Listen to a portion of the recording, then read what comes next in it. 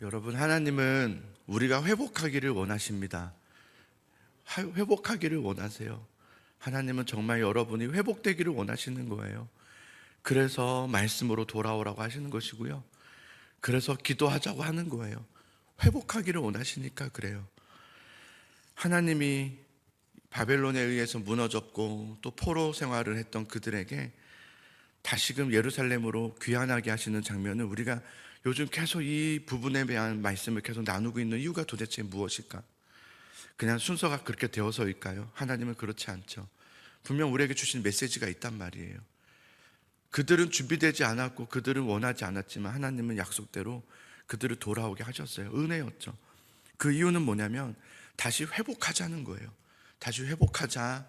그래서 그들을 끌고 와서 예루살렘으로 다시 복귀시키는 거죠. 그래서 1차 포로기한 그리고 2차 포로기한이 이루어져요. 그래서 1차, 2차 포로기한을 통해서 뭘 하게 하십니까? 무너진 성전을 다시 세운단 말이에요.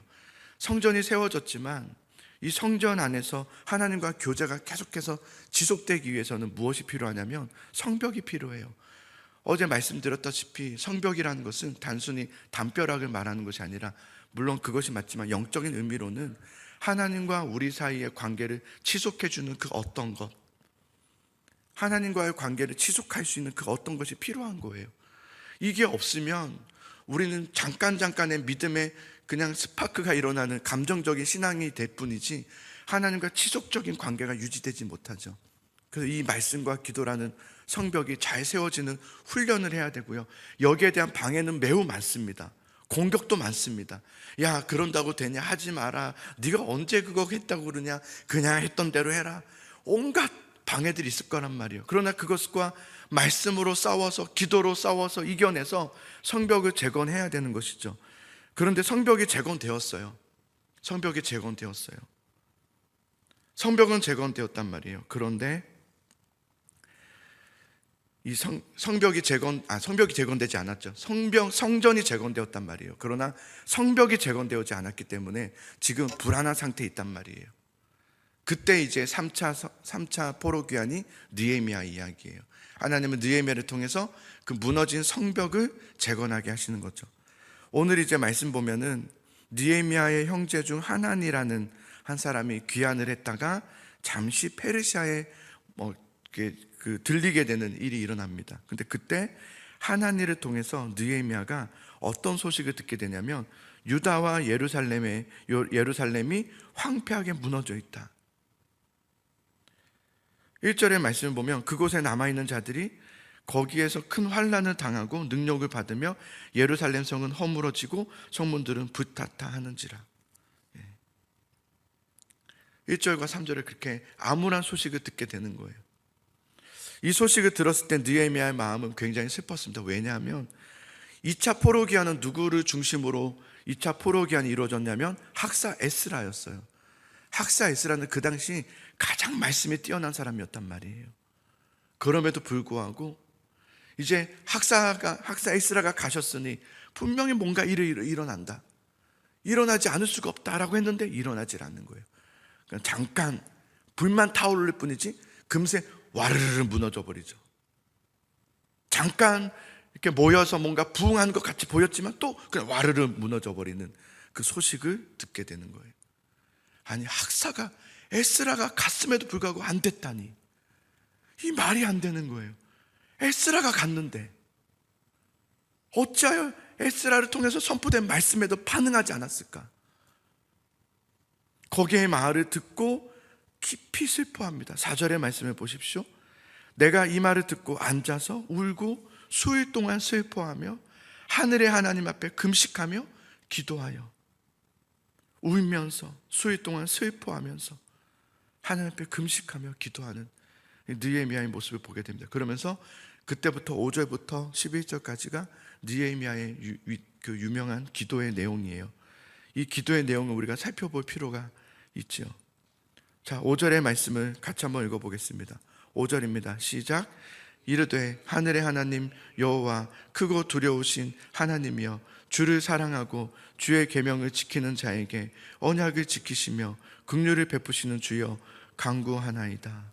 느헤미야가 하나님을 근거로 기도하는데 하나님이 누구신지, 하나님은 어떤 분이신지를 알았고 그 하나님을 믿음으로 기도하고 있어요. 주는 크시고 두려우시며 주를 사랑하고 계명을 지키는 자에게는 하나님 주님은 언약을 지키시며 긍휼을 베푸시는 주님이십니다 라고 고백해요. 여러분, 긍휼이라는 말은 헤세드를 말하죠. 이 긍휼 헤세드라는 말은 이런 거예요. 하나님의 열심에 기초한 성실한 사랑, 우리에게 기초된 것이 아니라 하나님의 열심에 기초된 우리를 향한 하나님의 성실한 사랑이 바로 긍휼이에요. 주님은 긍휼을 베푸시는 주님이십니다. 여러분, 하나님은 하나님의 하신 약속을 반드시 지키신 하나님이십니다. 반드시 지키십니다. 반드시. 우리가 연약하고 넘어지는 하나님은 그럼에도 불구하고 약속을 지키시고 이루시는 하나님이심을 믿으시기 바랍니다. 하나님은 지키십니다. 하나님의 약속을 반드시 이루시는 하나님이란 말입니다. 그런데 우리 이스라엘이 하나님의 그 계명과 율례와 규례를 지키지 아니하였습니다 라고 느헤미야가 말합니다. 기도하는 거죠. 6절과 7절의 말씀을 봅시다. 시작. 이제 종이 주의 종들인 이스라엘 자손을 위하여 주야로 기도하오며 우리 이스라엘 자손이 주께 범죄한 자들을 자복하오니 주는 귀를 기울이시며 눈을 여시사 종의 기도를 들으시옵소서. 나와 내 아버지의 집이 범죄하여 주를 향하여 크게 악을 행하여 주께서 주의 종 모세에게 명령하신 계명과 율례와 규례를 지키지 아니하였나이다. 주님, 우리는 지키지 않았습니다. 느헤미야는 긍휼의 하나님을 분명히 고백하면서 그러나 우리는 주의 말씀을 지키지 않았습니다. 주님은 긍휼의 하나님이신데 그들은 하나님의 말씀을 지키지 않았습니다. 그래서 지금의 현실이 이렇게 되었습니다 라고 고백하죠. 그리고 8절을 봅시다. 옛적에 주께서 주의 종 모세에게 명령하여 이르시되 만일 너희가 범죄하면 내가 너희를 여러 나라 가운데 흩을 것이요. 이것은 신명기의 30장에 나오는 말씀들이죠. 나중에 여러분 신명기 30장을 체크하셨다가 한번 읽어보십시오. 느헤미야는 신명기 30장 말씀을 근거해서 기도하고 있는데요, 하나님은 이미 모세를 통해서 말씀하시기를 너희가 범죄하면 내가 너희를 여러 나라 가운데 흩을 것이다 라고 말씀하셨습니다. 그러나 하나님의 핵심은 9절입니다. 그러나 9절을 보시면 그러나 너희가 만일 내게로 돌아오면 이제라도 계명을 지켜 행하면 너희 쫓긴 자가 하늘의 끝에 있을지라도 내가 거기서부터 너희를 모아서 내 이름을 두려고 택한 곳에 너희를 돌아오게 하리라 라고 말씀하세요. 이게 신명기 30장의 또한 말씀이죠. 너희가 나에게 돌아오면 너희를 예루살렘으로 돌아오게 하리라. 이게 뭐냐면 회복하게 하리라 라는 말씀이에요. 회복하게 하리라. 너희가 나에게 돌아오면이에요. 돌아오면이에요. 돌아오면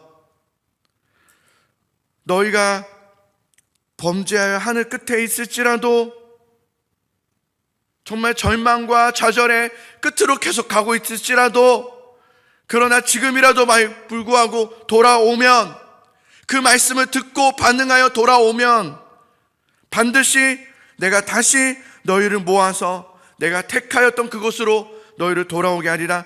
회복하게 하리라. 여러분, 하나님은 회복의 하나님이십니다. 하나님은 여러분을 회복하기를 원하시는 거예요. 다른 게 아니란 말이에요. 회복해야 돼. 회복하기를 원해. 그러니 나에게로 돌아와야 돼 라고 말씀하시는 거죠. 이건 이미 하나님의 언약의 말씀이란 말이에요. 이건 언약이에요. 그러면 되나 안 되나가 아니란 말이에요. 돌아오면 반드시 그렇게 된단 말이에요. 느헤미야가 바로 그 기도를 하고 있는 거예요. 하나님 기억하옵소서. 주여 구하오니 우리는 주의 종들이고 백성이니이다. 자, 11절의 말씀을 봅시다. 주여 구하오니 귀를 기울이사 종의 기도와 주의 이름을 경외하기를 기뻐하는 종들의 기도를 들으시고 오늘 종이 형통하여 이 사람 앞에서 은혜를 입게 하옵소서. 주님, 우리가 주께로 돌아가면, 우리가 주님께로 나아가면 주께서 우리에게 약속하신 대로 돌아오사 우리가 돌아오면 하나님께서 우리에게 돌아오사 우리를 회복하게 하리라. 그 하신 그 약속의 말씀을 내가 붙잡겠습니다. 그 기도를 하고 있는 거 아닙니까? 아멘. 그 기도하는 거 아닙니까? 돌아오면 주님께서는 반드시 우리에게도 돌아오신다 하셨습니다. 나는 그 약속의 말씀을 붙잡겠습니다. 그러니 저는 지금부터 움직일 것입니다.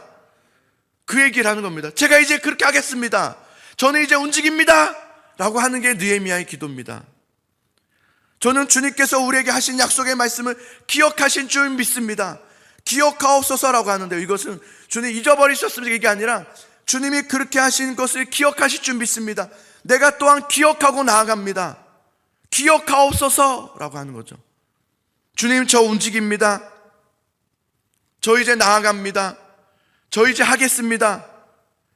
에스라가 갔지만 그들이 반응하지 않습니다. 그들은 꿈쩍도 하지 않습니다. 너무 슬프고 마음이 아픕니다. 그러나 주님, 그래도 제가 움직이겠습니다. 하나님의 약속의 말씀 있지 않습니까? 우리가 돌아오면 하나님께서 돌아온다 하시지 않습니까? 그걸 기억하옵소서. 내가 주님 앞에 돌아갑니다. 내가 움직입니다.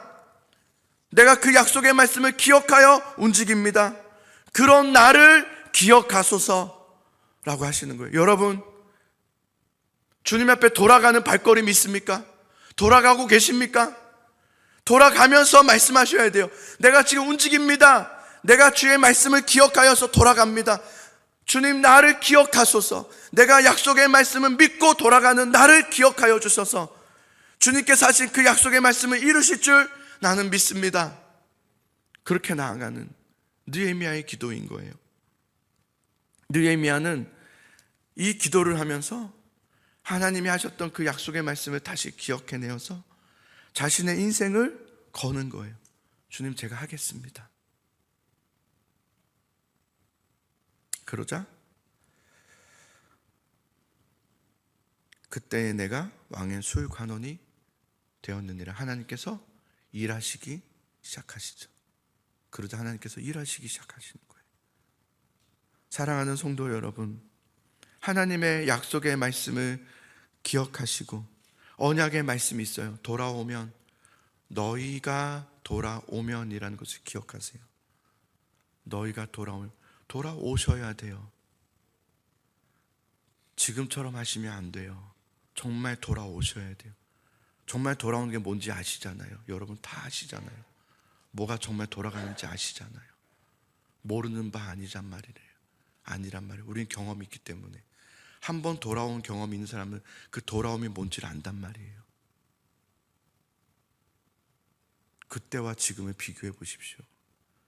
내가 지금 어떻게 하고 있는지, 내가 정말 주님 앞에 돌아가고 있는지 정말 기억해 보십시오. 그리고 돌아오면 내가 너희에게 돌아오리라. 이것은 내가 너희를 회복하게 하리라 그랬단 말이에요. 여러분, 이런저런 많은 기도 제목들이 있어요. 나는 왜 이렇게 안 될까? 왜 이렇게 막힐까? 내 인생은 이거 안 되나 보다가 아니에요. 돌아오면이에요. 돌아오면 하나님은 우리가 회복하기를 원하시고, 아무리 엉켜지고 어려운 상황 가운데 있을지라도 우리가 주님 앞에 돌아올 때 주님은 돌아오는 그 행동을 기억하사 우리를 보시고 내가 너에게 돌아오리라, 회복하게 하리라 그러시면서 회복하게 하신단 말이에요. 그 은혜가 여러분에게 있기를 간절히 소망합니다. 여러분, 그것을 경험하셔야 됩니다. 회복하셔야 됩니다. 지금을 유지하시면 안 됩니다. 절대로 안 됩니다. 반드시 돌이키셔야 합니다. 바꾸셔야 합니다. 더 가까이로 나오셔야 합니다. 애를 써서 나오십시오. 눈치 보지 말고 나오십시오. 더 애를 써서 주님 앞으로 더 가까이 내가 주님 앞에 부르짖으면서 주여 나를 도와주소서. 내가 주님께로 돌아갑니다. 그럼 그 결단이 있어야 됩니다. 느헤미야처럼 그 결단을 하셔야 됩니다. 그때 하나님께서 우리를 기억하사, 우리가 기억하는 그 기억을 또한 기억하사 우리에게 회복하게 하시는 하나님의 말씀, 그 말씀을 기억하면서 여러분, 오늘부터입니다. 돌아가십시오. 주님께로 정말로 진심으로 기분 나빠하지 마시고, 이런저런 일들을 통해서 기분 상해하지 마시고, 속상해하지 마시고 위축되지 마시고, 하나님, 내가 돌아가야 합니다, 내가 돌아가겠습니다라고 주님 앞에 회개하면서 돌아오시기를 주님의 이름으로 간절히 축복합니다.